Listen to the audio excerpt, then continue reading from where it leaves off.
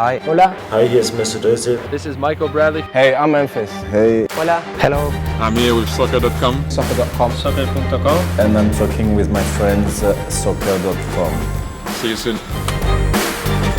Hey guys, Josh from soccerreviewsforyou.com, bringing you my review plus on-feet video of the brand new Adidas X15 Plus SL. SL, of course, stands for super light. So this is supposed to be a lightened up version of the X15.1. It has a retail price of $250 US, so it does come at a $50 premium in comparison to a regular pair of X15.1s. And basically in today's video, I'm going to talk about all the differences when it comes to the upper, the sole plate, and of course the weight of the shoe, given that this is supposed to be a super light variation. We're going to talk performance, go over, of course, how they fit and feel on feet, and essentially cover everything that you need to know about the SL version of the X15. So if you're interested in learning more, please stick around and watch the entire video. If you're interested in a pair for yourself, check out the review page on my website. That'll be the very first link down below in the description of this video. On that page, you'll find Buy It Now links with exclusive SR4U coupon codes,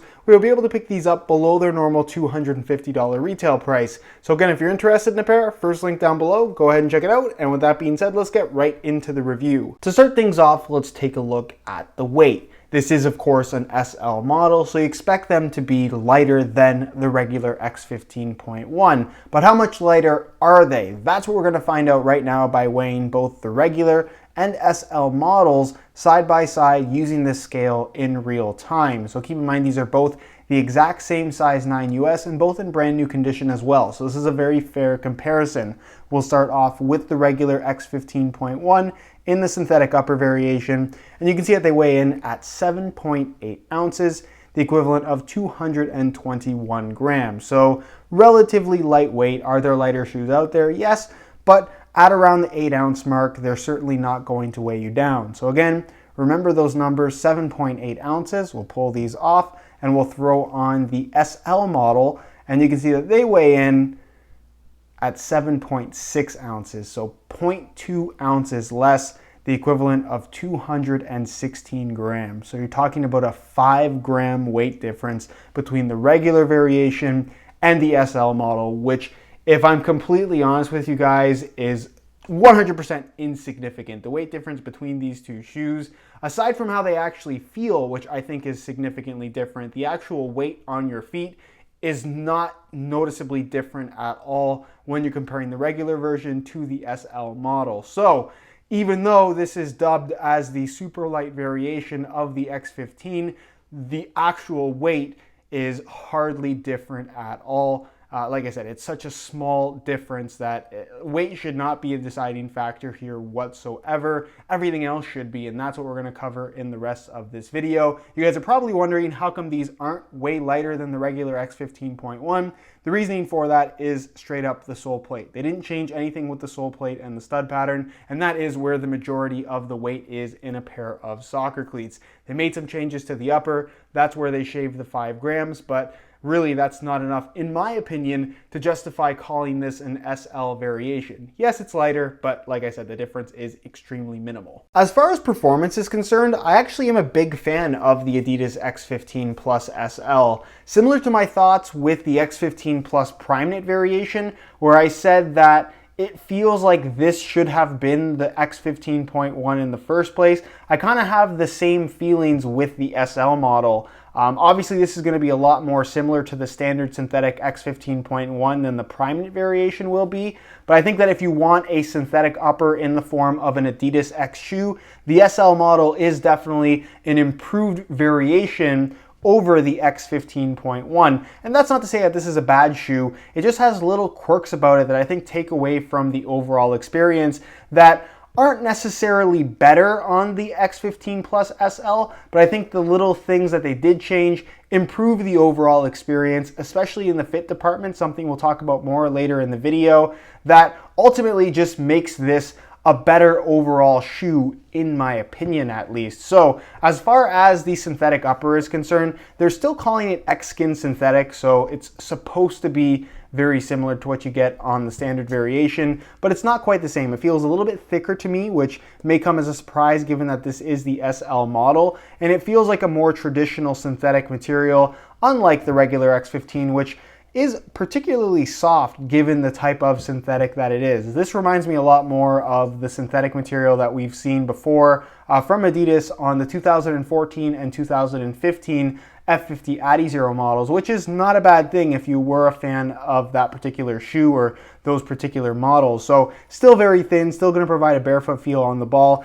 Is it as thin as something like a Vapor 10? No, this is thin, but it still has a slightly padded liner to it. But again, if you're looking for that barefoot experience, you're still going to get it from this particular shoe. Moving through the midfoot, that's where you're going to find another pretty significant change coming from the regular shoe, and that is, of course, the X-Cage system. On the regular shoe, it's basically just a thin layer of fused material on top that reinforces the midfoot and obviously does add some style and design to the actual shoe. Whereas on the X15 Plus SL, you can actually see that there are TPU plastic see-through panels. If I stick my finger in here, you can actually see it. It's something that you don't even realize online. It's not until you hold the shoe in your hands in person that you actually realize, oh my gosh, these are see-through panels. And again, this is something we have seen from Adidas in the past with the F50 Tunits, if you guys remember all the way back to those. But this is a different system. Basically, you just have what is technically plastic inserts within the actual shoe, and it feels very stable through the midfoot. It adds the necessary rigidity and stiffness through the main part of the upper that is going to make for a responsive feel. It doesn't feel like it's flimsy or anything like that, and the actual material itself doesn't feel uncomfortable against your foot. On the inside, while I can't completely open it up given the tongue system, you guys can see that it does have a little kind of weld point in between everything, and you don't feel any of the stitching even though some of it is exposed. But they did it pretty seamlessly, and honestly you don't feel the plastic inserts in the upper whatsoever. So you get a pretty consistent touch across the entire foot. If you're looking for that thin kind of barefoot sensation, that's exactly what this is going to provide. The laces still run through the middle, as you guys can see. The upper, it does have some texturing to it, but it does not have the non-stop grip dots like you'll find on the standard variation, which is kind of interesting. You would think that they'd include that on this particular shoe, but they didn't for whatever reason. And then of course you have their new TechFit collar system, which isn't exactly the same in that it doesn't have the extension pieces anymore, which honestly does not change the feel of the shoe at all. These little extension pieces have absolutely nothing to do with anything. It's just there. It doesn't have to be there. They just included it because obviously Nike is being pretty successful with their mid-cut variation shoes, and this is something just to be a little bit different. But honestly, these little side neoprene pieces do absolutely nothing. So they didn't include them on this particular shoe, I would assume, because they're trying to shave weight. And then they actually changed up the material itself. It's no longer kind of that slippery neoprene. It's almost more of like a polyester material, I guess is the best way to describe it. It's a little bit more, I guess, grippy. It doesn't have that same kind of slickness to it, to the touch, especially against a pair of socks. And it's all the way down to the bottom. It actually acts as the tongue. So on the regular X15.1, you have this extension piece right here, and then it basically cuts off at this point right here, and then the rest of the shoe, the middle part, is filled in by an actual X-Skin synthetic tongue. On the X15 Plus SL, it's entirely made from this stretchy material, which does give the shoe a more connected feel. It doesn't go down the sides like I mentioned. It basically just starts here and runs through the middle and then obviously attaches at the base. And that just eliminates an extra layer of material that on the X15.1, while I wouldn't consider the tongue to be a negative feature, given the design of this TechFit collar, this just makes a lot more sense what they did on the SL variation. So for me, I prefer how this feels. It eliminates that extra layer of material and it plays to the whole thin synthetic lightweight feel of the shoe, in my opinion. You still have an internal plastic heel counter here, so that's not really different from the standard variation. Then you get to the heel liner, which is definitely something that I'm not crazy about with the regular X15.1. It's that same neoprene material as the actual TechFit collar, and quite frankly, it's just too slippery against your socks. It causes heel slippage for most people, not to the point where it's going to cause blisters or discomfort, but just to the point where you always notice it and it's kind of annoying. So for me, that's really the major aspect of the X15.1 that I really don't like. And they fixed that on the SL variation, similar to the Prime Knit model as well. So unlike the Prime Knit model, which has synthetic leather lining the inside of the heel, this has a synthetic suede material, which I actually prefer even more. Very soft, and obviously will grip your sock a little bit better. So in terms of actual heel slippage, I just didn't have any issues with the X15 Plus SL. And like I said, that is one of my major complaints with the regular X15.1. Insole, fully removable. I'll give you guys a quick look at that. Mesh liner on top, and it's just a single layer of foam. It does say lightweight there, but if they were trying to make this as light as possible, I'm not sure why they didn't put perforations throughout the entire thing like we used to see with the F50 Adi Zeros, but again, that's not really my call to make. And then moving on to the sole plate and stud pattern, while it may look a little bit different in terms of the materials they use, filling in the gaps, and this kind of shiny blue here, it's exactly the same as what you're going to find on the regular X15.1. So again, I think that this is the major reason why the weight difference isn't as significant as you perhaps might expect it to be, given that this does bear the SL Super Light name. But like I said, not really a big deal. I think that this is ultimately an improved variation of the X15.1, but if you were hoping it to be a lot lighter, it's not, and this is the reason why. So the sole plate does have some decent kind of, I guess, stiffness to it, especially at first. Takes some getting used to, but it breaks in quite nicely and does become a lot more flexible, especially in the toe box forefoot area. And then as far as the stud pattern is concerned, this is their FGAG stud pattern variation for the X line. All bladed studs, as you guys can see, they almost have this kind of angled triangular shape. It's a layout that we've seen many times from Adidas before. I definitely feel like it's more of an FG stud pattern as opposed to an AG stud pattern, but should you want to use the shoe on both firm natural grass as well as artificial grass, you can get away with it. Like I said, this is technically designed for both of those playing surfaces. So that's pretty much it as far as tech specs and performance features go. Again, they've made some changes coming from the regular X15.1. None of them are huge changes, but the little tweaks that they did make, I think, like I said, makes for a better overall experience in the SL variation in comparison to the standard variation. Aesthetically, the X line in general has not been the most well received, but this SL model does look, I guess, distinctively different than everything else they've put out at this point, and a lot of that has to do with the change up in materials. And honestly, I think this looks a lot better, and I actually like the look of the regular X15.1 as well. This just comes across as a little bit more modern and a little bit more sleek, and I think it suits this kind of chaos graphic they have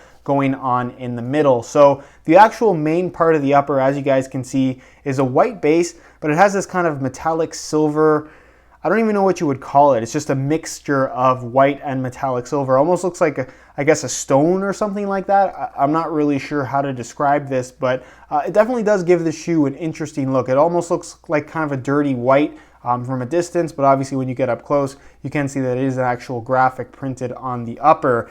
The actual see-through parts of the shoe, again, not something that you really notice until you actually see the shoe in person. You can even see the insole there kind of peeking through the sides, which I think is kind of a cool little detail. And the actual translucent spots themselves, I think, just look kind of cool in general. It's nice that they're outlined in this shock blue at the base, and then it transitions into this kind of yellowish green color, which you also find in the laces. I think that eliminating the little extension pieces on the sides really adds to the overall sleekness of the design as well. And I think that just having the no tongue, having the black flow from the top of the shoe here all the way to the base, also looks a lot better. I like the matte black they implemented right here. You can see the top lace hole, the synthetic kind of cuts off and transitions to the new synthetic on the heel, and I just think that looks pretty cool as well. It's just a little touch that they implemented that, again, just gives the shoe a much more modern look than the standard variation. You have, of course, the Adidas logo in that greenish yellow color right there on the heel. Insole is blue, you guys already saw that. And then the bottom of the shoe, it's mostly black in color. All the little gaps are filled in with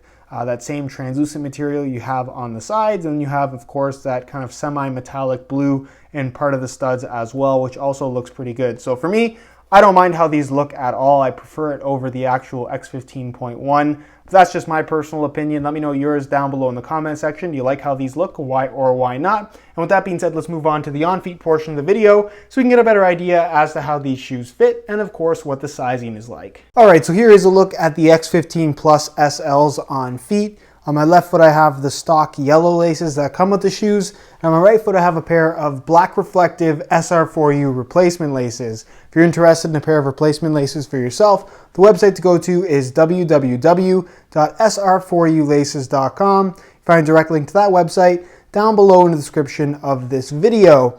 Now, in terms of how these things fit and feel on feet, because this does have the exact same sole plate as the regular X15.1, the general shape of the shoe is also pretty similar. It has a tighter fit, a thinner synthetic. The synthetic itself, especially in the forefoot and toe box area, feels pretty soft and comfortable out of the box, not really much to break in. The midfoot definitely does fit a lot tighter, and given that it does have this TPU plastic material that's completely see-through, it doesn't really feel that much different from the standard variation. A little bit stiffer through the midfoot, and definitely a little bit tighter as well, but not uncomfortable by any means. It's kind of just what you would expect from this style of shoe. As far as the fit in the heel is concerned, that change up in the liner makes a big difference as far as heel lockdown is concerned. I don't have any issues with heel slippage whatsoever, which is a big improvement over the standard synthetic X15.1. Fit-wise, the width of the shoe is not particularly wide. It's not super narrow either. I know that when I wear these, it looks like my foot is kind of like breaking out the sides. That's not the case. What they did here is that the sides of the shoe don't actually come up very far. So because of that, the actual gap at the top of your foot between both sides of the shoe ends up being much wider than it would be on most other soccer cleats. So width-wise, they're not super narrow. They're not particularly wide either. I would say if you have wide feet in general, these probably aren't the best option for you, especially through the midfoot, because they're really not going to have much give to them, given the materials that they've used. But if you like that tighter fit from your soccer shoes, you don't normally struggle with width issues, you shouldn't have any issues here with the X15 Plus SL. As far as sizing is concerned, I went with my same size that I wore in the regular X15.1, a size 9 US, and the fit and length is absolutely perfect. So if you are looking to order a pair of these for yourself, I would strongly recommend going true to size in order to achieve the best possible fit. All right, guys, that's it for my review of the Adidas X15 Plus SL. If you guys are interested in more info on this shoe, be sure to check out the review page on my website. That'll be the very first link